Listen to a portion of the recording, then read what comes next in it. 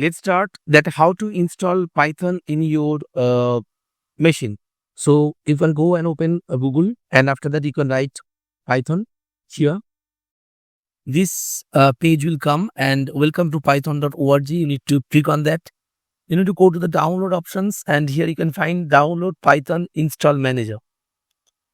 There are some pre-release over there, but we are going to install the Python 3.14 version. So now you can download the Python. Yes, something is downloading over there. Yes, you can find how much it will take time. It will take some time to download all these things. 1 minute is showing over here.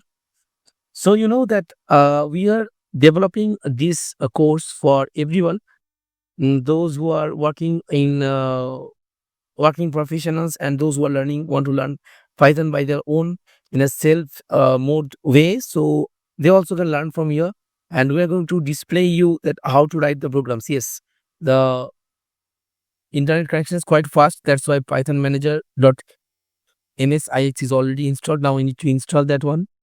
Just need to double click these things.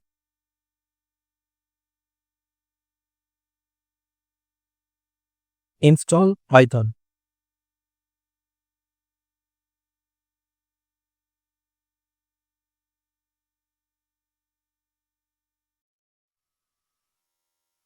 Python and some other apps can exceed this limit, but if you do, yes,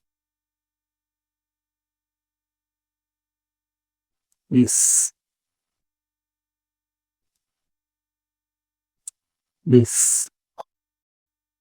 Install the current latest versions of C Python. If not, use by install in front. Yes. See, the Python is installing now. All these versions are there. You should go for the yes. Find additional information about the here. You can come that using Python on Windows, what to do and what not to do. Installations, basic, commanded, and all these things are there. You need to, so this is how you can install Python.